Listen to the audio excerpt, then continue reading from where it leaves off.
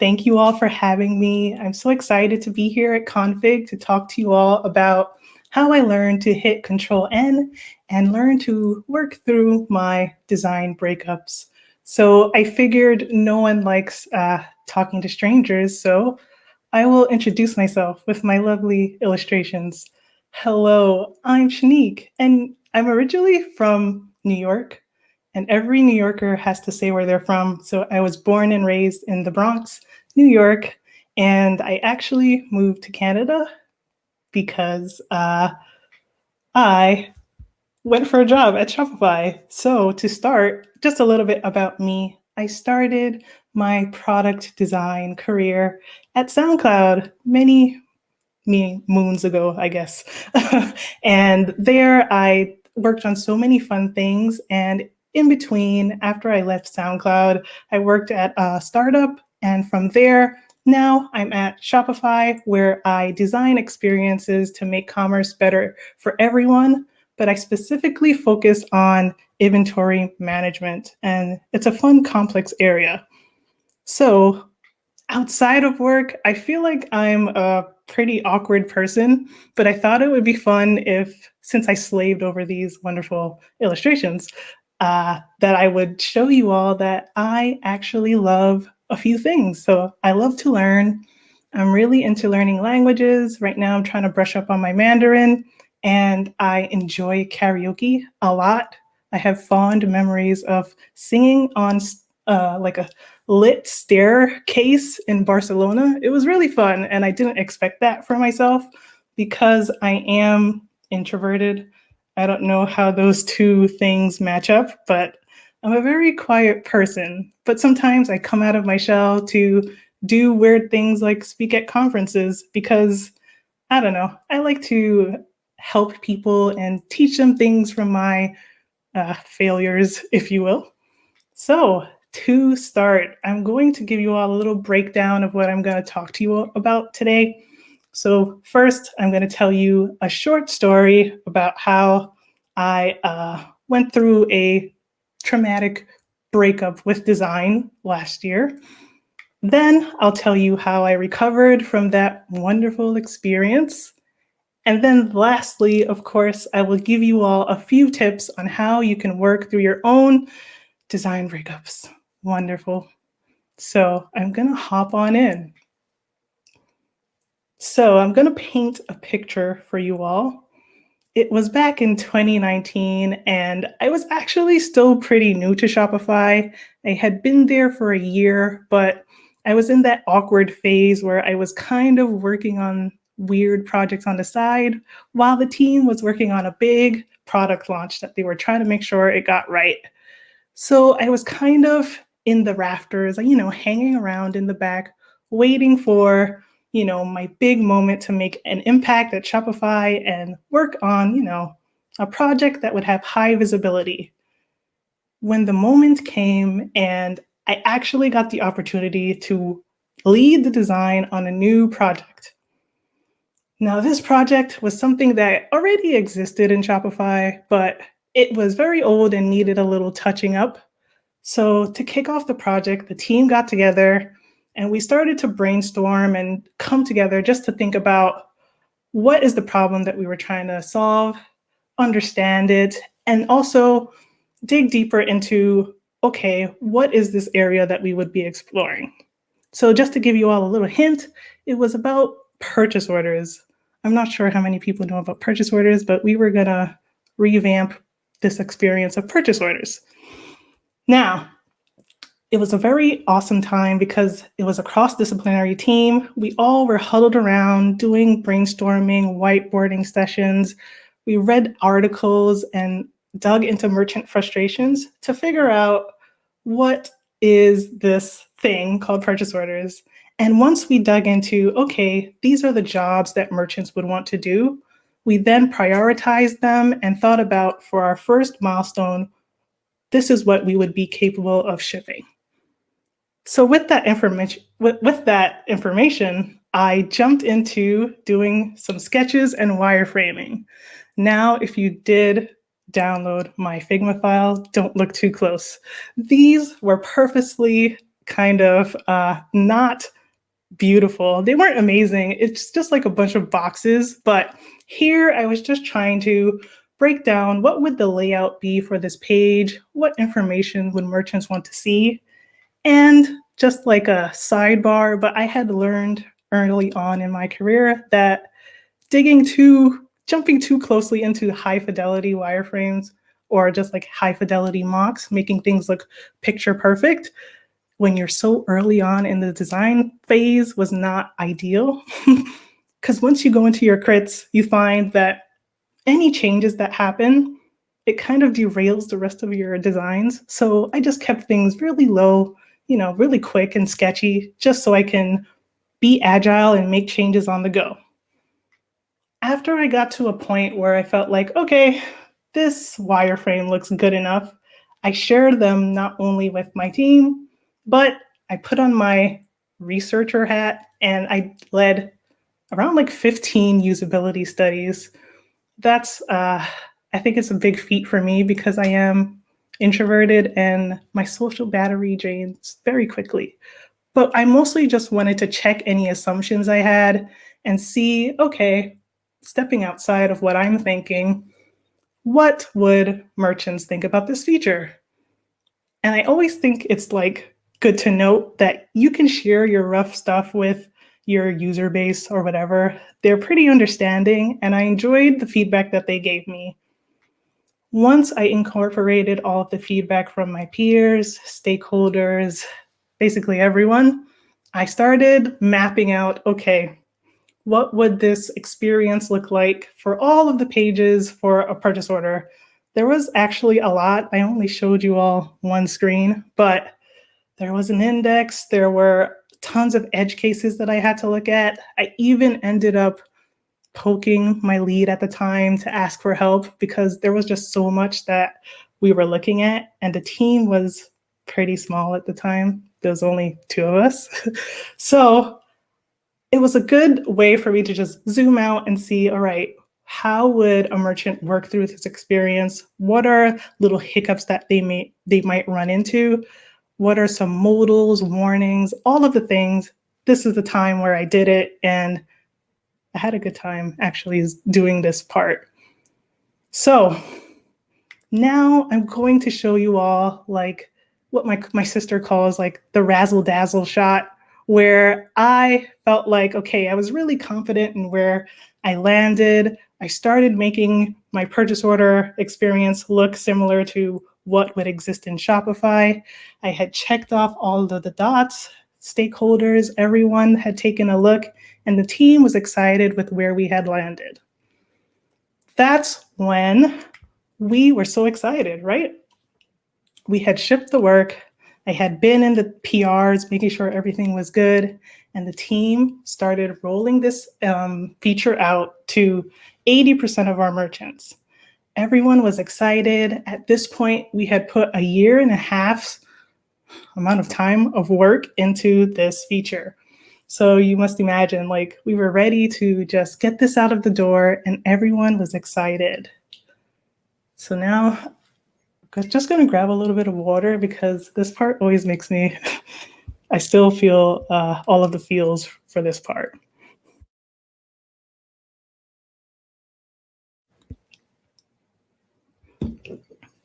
So now I have this transition where then one day in Slack, we saw a message from our stakeholders and senior leadership team that actually we would need to roll back the feature. Roll it back? Everyone was confused. We wondered why. And the reason that we were given was the why we built this project made sense, but we needed to rethink the how. Now, I don't know about you all, but I was confused. Does this mean that the design sucked? I didn't know if, because I was the only one working on this project, that it meant that, something that I had done had gone wrong. Not only that, but it seemed like we weren't just, gonna roll it back and move on to something else. we would actually be reworking and tightening up it. Well, we just needed to fix what we had done. That was basically what that meant. I couldn't imagine after 1.5 years of working on this project that I would have to go back and do all of that work again. Not only that, but at this time in 2020, that's when COVID had just hit. I lived in Canada at the time, so the borders were closed, and I didn't really tell anyone, but I was going through a long-term breakup. I'm not sure if at the time, maybe subconsciously, I was really hoping that this project would be the thing that, I put all my energy into, and it would make me proud because I would get to see all of my hard work, be out in the open, use my merchants, and it would be worth something. But that ended up not being the case. At this moment, I felt like a failure, right? My relationship had ended. I felt isolated from my family in the US, and my relationship was over. I didn't know if the team felt that, all of this work that we had done was now of no use, and I didn't know how to fix it. I remember sitting in some meetings and I wasn't really focused. I usually was like very passionate about what I was doing, but at this moment, I didn't feel like I had energy to really participate in any of the conversations that were going on. And I realized that maybe I was too close to my work and I needed to take a step back. So how I recovered. I actually ended up taking 2 weeks off, and during that time, I did walk around the wonderful Ottawa canals and took the time to just reconnect with nature and hang out with my cat. But I also took the time to reflect on what I had learned. I realized by way of doing tons of journaling and writing out not only the positives but the negatives that in reality, through working on this project, I had not only gained tons of mentorship opportunities, so I actually had a front-end developer mentor me, and tons of other people started to see me by way of working through this project. I also was able to mentor others. Anyone who joined the team, new designers, they looked to me for insights and information, and I was always happy to help. I also developed my facilitation skills. So remember where I was sharing all of those weird wireframes, getting constant feedback. I ended up learning, okay, what is it that I want to communicate to others? And in meetings, I ended up being the person that people would rely on to make decisions and just keep everyone on task. Something that I never expected since I'm very quiet and introverted. And lastly, I became more confident. No longer was I the weird, quiet designer hanging out in the back of meetings. Because of all of the research I had done, all of the research articles that I had read, I became more connected to the project, and I actually had an opinion on what I was doing. So that was like a great result of working on this project, even though it had ended. So initially, I felt like, oh, I had wasted a year of my life working on this project. But by doing that exercise, I then realized I'm actually really, really proud of what I worked on, and I learned so much. So you may be asking, Shanique, how do I work through my own design breakup? Now, I just wanted to add a caveat that I'm not going to really focus too much on show your work and speak to stakeholders, because I feel like I did those things and I still ended up in this situation. If you have any extra feedback or you want to share some other tips, share them in the chat. It seems like y'all are pretty active. But for now, I'm going to share the 4 things that work for me. So takeaway number 1, it's not about you. I feel like the first time I heard this from a friend, it kind of like hurt me because I'm like, well, I'm the one who worked on the thing. I did all this work. How could it not be about me?